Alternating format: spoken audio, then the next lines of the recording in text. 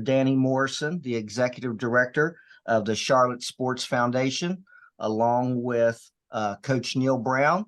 We'll be talking about the upcoming Duke's Mayo Bowl on December 27th in Charlotte. And I'd like to turn it over right now to Mr. Morrison for an opening statement. Great. Well, thank you very much and good afternoon. And let me just say, we're thrilled about this matchup. We think it's one of the best matchups in all of bowl season to have West Virginia and North Carolina, two great programs, two wonderful brand names. And we think it's going to be an exciting day here in Charlotte. Charlotte's a wonderful place to host. Park your car in uptown Charlotte, walk everywhere. Restaurants are excellent, nightlife, and so it should be a fun time. And we love welcoming the West Virginia fans to Charlotte. Thank you very much, sir. Coach Brown, an opening statement from you. Yeah, first of all, thank you all for being on. I appreciate it. Apologize about my voice in advance. It sounds a lot better today than it did yesterday. So I don't feel bad, but I don't sound very good. So I apologize about that. I'm in Vegas, so I apologize about doing this over Zoom. Out here for the National Football Foundation Awards, where Zach Frazier is up for the Campbell Trophy tonight. And this week and next are probably I don't know if the most busy, but one of the most busiest sections of the year for college football coaches. We've got player retention. We've got high school recruiting leading into signing day on December 20th, portal recruiting, and then we've got to get ready for the bowl game as well. So a lot going on. Really excited about representing the Big 12 in the Duke's Mayo Bowl. Sunday was an interesting day, but I think it landed in a really good place. As you all know, large group of Mountaineers in the Charlotte area. One of our biggest alumni bases in Charlotte. It's a 6-hour drive from Morgantown. And so it's a great location for our fans, even closer for Southern West Virginians. So it's a great location for our fans. Quality matchup versus North Carolina, a team that was ranked for most of the year. A lot of respect for Mack Brown, what he's done in his coaching profession, how he conducts his business. A lot of respect there. And I was able to watch him on the flight out to Vegas on offense and defense. Haven't had a chance to watch much special teams yet, but on offense, one of the top 10 offenses in the country. Chip Lindsey's done a great job there. I think really balanced, a little over 300 yards passing, to almost or nearly 200 yards rushing. So one of the most balanced offenses in the country. Know their personnel well because we recruited a lot of those guys and didn't get them. I think Drake May obviously is going to be one of the top quarterbacks in the draft, if not the first overall selection. So that's going to be a huge challenge for us. Marion Hampton, their running back, is a big physical runner. And he's played really well and saw him play in high school, and no surprise there. At receiver, Tez Walker, transferred from Kent State, is playing at a high level. And then J.J. Jones, whose dad obviously played at West Virginia. And so a guy that we really recruited hard, and happy for him for the success he's had. Hope he doesn't have it versus us in the bowl. But and then defensively, led by Gene Chizik, obviously a national champion coach, one of the top defensive minds in college football. The thing that sticks out to me is they mix their fronts up, and they're huge up front. Be one of the biggest fronts we've played all year. I think it starts for them with their linebacker, Gray. They do a good job blitzing him, bring him off the edge. He's their leading tackler, tackles for loss, sacks, really a high-end player. And then on the edge, Rucker is a guy that's had a lot of success rushing the passer. And they're a veteran group on defense. A lot of graduates, a lot of seniors. And in the secondary, they're really long. They got the guy Chapman that's a really good player. They got and several transfers that have stepped up and played well for them in the secondary. So, kind of brief update on North Carolina, really a quality opponent. We're going to have our hands full with them without any doubt. Here's our plan, just to give you guys so you got an understanding. This week is the last week of classes for our guys, and we're staying sharp. They're spending a lot of time with Coach Joseph, doing a little bit of football work, but we'll start practicing again on Saturday and Sunday. And then next week is finals week. And so we won't have football activities. We'll pick back up on Friday. And I don't have those dates. I think it's the 16th maybe. But we'll start really North Carolina prep there. And we'll practice Friday, Saturday, Sunday, Monday, give the guys some time off, and then really get into our game week starting on the 22nd. And then we'll leave to come to Charlotte on the 23rd. And so that's kind of our plan. Again, excited about the opponent, excited about the location, and really the goals for us is to make this an enjoyable experience for our players and get a 9th win. And so that's it for me. So with that, I'll take questions, Greg. Thank you very much, Coach. Members of the media, Mr. Morrison has agreed to stay on with us throughout our Zoom conference today. So any questions for Mr. Morrison or Coach Brown will be accepted. Please use the raised hand feature. And as Coach said, our first question will go to Greg Hunter. So, Mr. Morrison, let's start with you a little bit. Obviously, the Big 12 was not part of the bowl contract for you guys. So give us a little bit of the Reader's Digest version of how this came about, when you started to get an inkling that maybe you'd not have an SEC team in your bowl, and how ultimately you got to WVU. Well, first of all, the whole bowl season, you end up playing whack-a-mole almost every year. This one just had more of them. And so things worked out beautifully.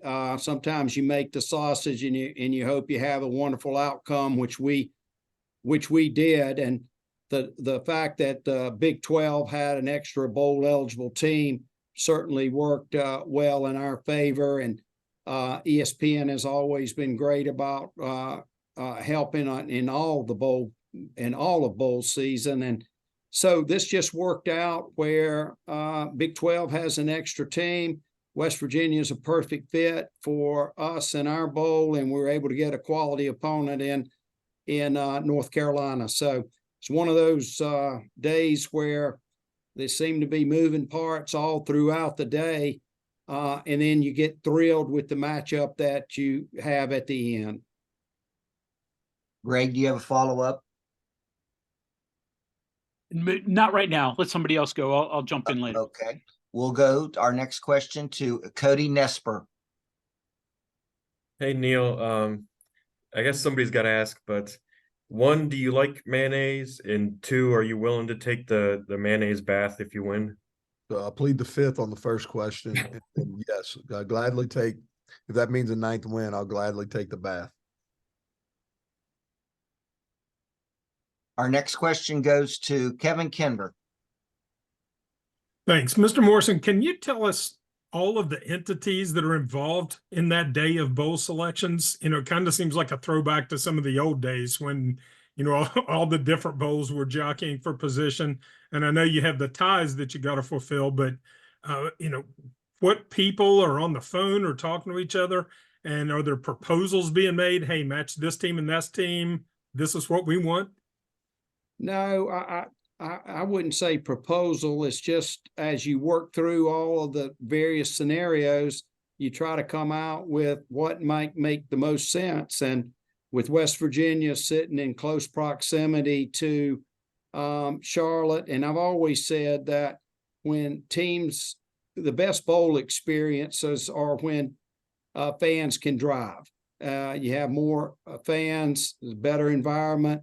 And so geography in this particular case worked in our favor.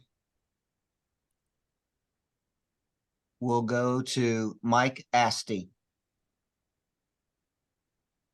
Okay, guys. Neal, just obviously you guys probably were aware of some projections that were out there before this landed on the bowl. So just your number one, just your initial reaction, and if there was any surprise there, because obviously this wasn't an initial tie-in and kind of involved some moving and shaking to make this happen. And then number 2, just on the opportunity with, as you said, this being a team that was ranked and is a team that is also a program that's been in, I believe, their 38th bowl. This is WVU's 40th, versus some of the projections of group of 5 opponents, like how that outlook would have been different for you. And then your reaction to this being the game. Yeah. So last week was an interesting week, and I've done this long enough now where there's a lot of unknowns. The bowl system's changed quite a bit in the last few years. It used to be the case after your last game, you'd have a pretty good understanding of where you might go. For us, the pendulum kind of swung back, several different ways last week. And I was sitting, Dax had a basketball game last Sunday afternoon, and Ren called and said, hey, I know this is a little bit out of left field, but what do you think? And really where we were the whole time was we wanted to play a Power 5 opponent in the bowl game. I felt like that was important.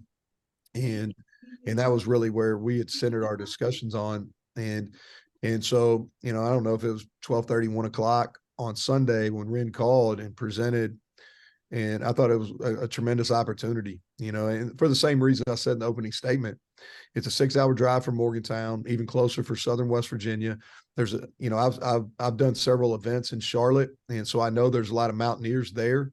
It's an area that we recruit. It's in our 6-hour radius that we consider a local area. I thought if we could play an ACC team in a bowl game, it was a good fit, just because there's either regional rivalries or games that that our fans would be interested in. So when it came up, now the rest of Sunday was interesting. I didn't know. I was in a home visit with a recruit. You usually find out, and they can tell you this, you usually find out your bowl assignment pretty quick. And the ACC, which I think has been well documented here over the last day or so, took a long time. And so I didn't find out our bowl assignment until I was sitting in a home visit, 6:30 or so Eastern time on Sunday night. But couldn't be more pleased. Great location, great bowl game. I already talked to several head coaches who have been in the game and talked about the experience their players have. So really looking forward to that. And then just talking about North Carolina, yeah, extremely talented team. We're ranked for a good portion of the year.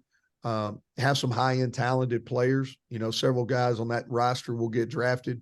And so it's going to be an intriguing matchup for sure. We will go back to Greg Hunter. So Neal, you're in Vegas with Zach. So give us a little bit of insight onto his health, Preston Fox's health, any other injuries, and then you mentioned player retention. Can you give us a little bit of thought on who's going to and who's not going to be available for the bowl game? Greg, you're testing my education levels here. You gave me about 3 questions in one. So let me start with the first one. So Zach had successful surgery, and he's well on the road to recovery. He's a big guy to be going around in crutches, but we got him out here, and I thought it was important for him to be able to experience this. The Campbell Trophy is so special. I think he's got a legitimate chance to win. I'm really upset. I think it's totally unfair that he wasn't in the finalist for the Remington Award, which goes to the top center. I've seen all those guys, and in due respect, I think he's the best center in the country. And I think a lot of NFL people believe that as well. And so really disappointing. Same feelings I had on the Remington Award I have on the Joe Moore Award that goes to the best offensive line in the country. I think it was short-sighted. We ended the regular season as the #1 rushing offense in the country.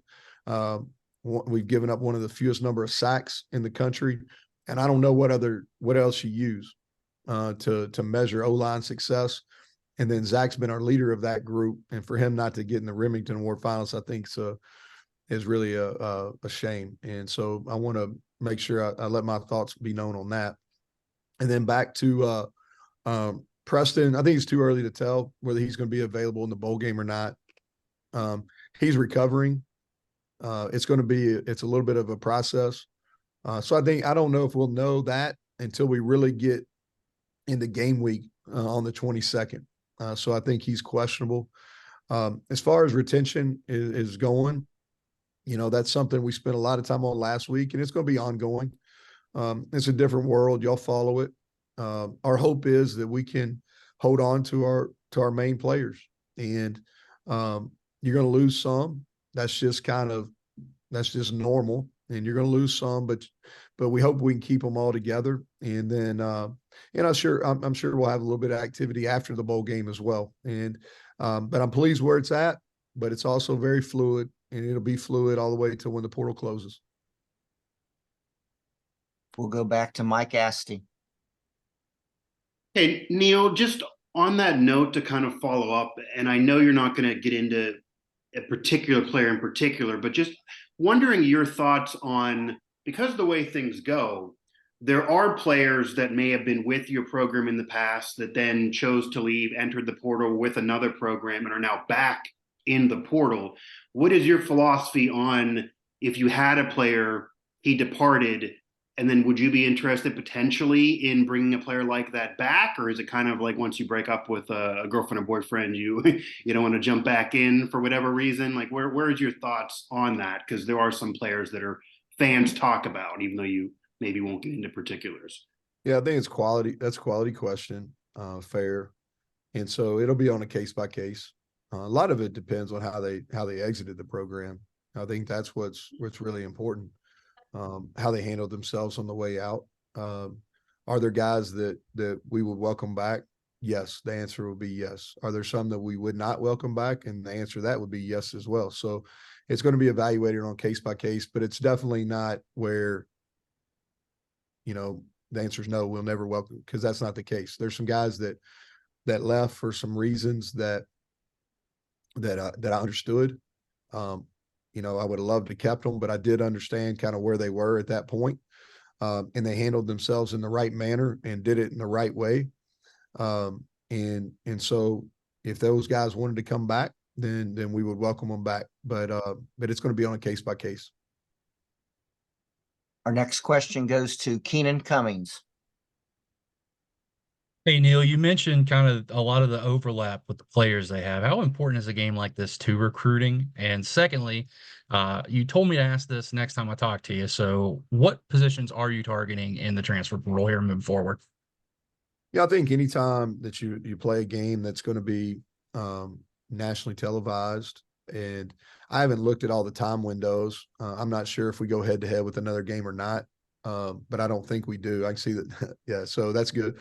So that's the really intriguing part about bowl games is you're going, when we play on a Saturday night, we played Baylor. I think there was either between 6 and 8 games on during that time slot, where when you play in the bowl games, you're not going head to head. So your viewership's going to go up. You get the casual fan. And so anytime you have a lot of eyeballs on you, I think it's really important from a recruiting standpoint, really important from a branding standpoint. So to answer that, yes. And so when you going back to the portal, and I'll give you some generalities just so you know. I think offensively we're going to be really careful. I think the thing that y'all need to understand when you talk about portal, there's really 2 areas. You go for immediate help, and then there's also where you go and you're really, from a mindset standpoint, it's the same as high school recruiting. So guys with multiple years, right? And so what we've done is we've gone through and said, okay, this is our high school spots. And so like receiver, for instance, we currently have a certain number of commits at receiver. We probably were going to take 1 or 2 more. If there's a guy that goes into the portal, especially if we have familiarity with them, we recruited them coming out of high school and they have 3 or more years left, we'll count them as a high school, in a high school spot. And we could potentially do that at the offensive line if it's a guy that has 3 or more years. We have 2 committed right now. We want to take 2 more high school spots. So if there's somebody in the portal that's a fit for us, we could take them in a high school spot. So don't always, when you look at who we're taking in the portal, don't think, oh, that's going to be immediate help. No, that's a guy that maybe we think is a developmental guy that's going to replace one of our high school spots. But start on offense, receiver. We'd like to take 1 proven guy and put them in that room. That's a group that I think Bilal Marshall's done a tremendous job, and we really like the guys that we have in there. And I really think, we had a couple guys depart, early in the year, which was fine, but those young guys really got better as the year went. And so I'm excited about the potential of those young guys.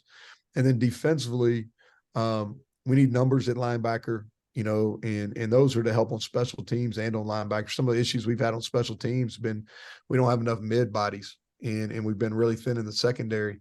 And so in the secondary is going to be the primary area we're going to focus on in the portal. And we'd also like to add a pass rusher. So that's kind of, but the secondary is going to be first and foremost. Cody Nesper. Yeah, Neil, I want to ask about Mac Brown. So he's been a head coach, a Division I head coach, almost as long as you've been alive. Is it hard to kind of imagine being a head coach for as long as he has, and especially as successful as he's been? Yeah, well, I don't think I'm going to make it that long. I'm going to say that right now. I'm not going to make it that long. So a lot of respect. There's a lot of wisdom there, a lot of wisdom. And I'm not sure how old Coach is, but man, he's got a lot of energy. I've seen a lot of their games, and I've seen him in press conferences. He handles himself, and thought he did a really good job in TV when he was doing that as well. You know, I was, you know, as a coordinator, I faced him a couple times at Texas. So, yeah, he's done it for a really long time. If you look at it, I was just kind of looking at his bio yesterday and going through from when he was at and then all the way through his coaching career. And, you know, I'll tell you what really stood out to me is the success. And I knew this because I was old enough to understand, but the success he had in North Carolina the first time was really incredible. Kevin Kinder. For Mr. Morrison, in your time working with bowl games, how has it changed? I mean, we see obviously some of the ways that they have changed from the outside, from the inside, not only selection, but the operation, what bowls can do, how they promote the game. What things have changed that you've seen? Well, it's actually changed a lot in the short period that I've been a part of it. It's been 4 years. I was in college athletics for a long time and in the pros for a while. And came to the foundation in 2019. And even in that short period, we've seen change. I think what I do respect is the fact that, like I said earlier, we're not unlike conferences where in a conference, Team A competes against Team B, C, D, and so forth. But you also ask them to cooperate under the conference umbrella.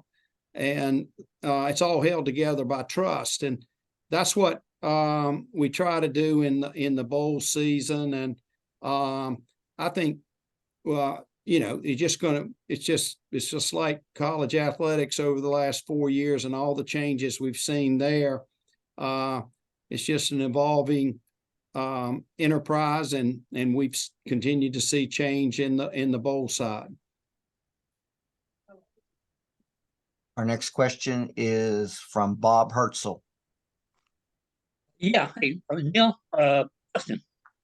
And this is something that's kind of wondered about in retaining players. How do you the trust is not part of your department and all. How do you coordinate and corral the recruiting of who gets what and who they should be offering money to, or how does that work? Well, it's a complicated process first off, and It's a complicated question. yeah, and so where college football is right now, it's I don't even know how to explain it, Bob. Really, it's we're in a unique time where I'm a proponent. You all know this, like players should get paid. There should be, we're in a business model where college football has never been more profitable, and the guys on the field definitely deserve their share. And I think we're at a point where we really got to evaluate how we're doing that, because the current model is just not a very good one.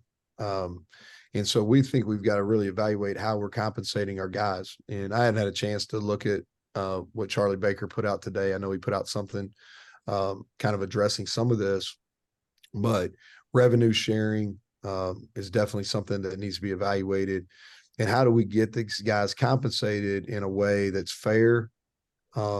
Is something that's going on. But no, the trust is not part of anything to do with our athletic department. They're a partner and a great partner, and something that's extremely important right now.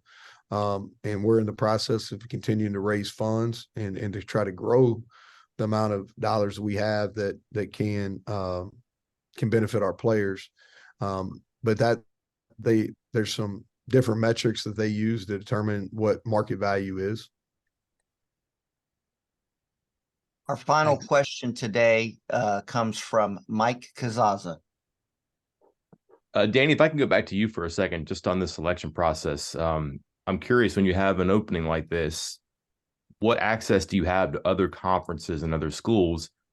And then I guess that goes both ways. What access do they have to you? And do schools and alumni leaders and athletic directors, do they lobby and say, look at our offensive stats, look at our fan geography, proximity, all of those variables too? Well, probably all of the above, but mainly it's conversations, who's got excess teams, who's got teams, not enough teams to fill their bowls, and then what makes the most sense as far as geography and matchups. And so it really came down in this situation to geography and a great matchup between two excellent programs and with great leaders, both named Brown. I believe Kevin Kinder, did you want to close this out? You came in there just a minute ago. Yes, really quickly. Neal, one question about the game itself and the reaction. You know, the narrative the past few years of some of the non-championship bowls being lessened in importance. What was your team's reaction? What was the program's reaction when you've been able to talk to some guys and tell them, hey, we're going here? Yeah, we had a team meeting yesterday morning and really positive. I think guys are excited. They like the location. A lot of their families are going to be able to drive to the game, which is important. And the matchup, you know, I think they're excited about the matchup. So, yeah, our guys are ready to get to work, and they're enjoying a little downtime, which is needed after a long season. But they're ready to get back and looking forward to facing a quality team, working to get our 9th win. Okay, members of the media, Mike Montour will put out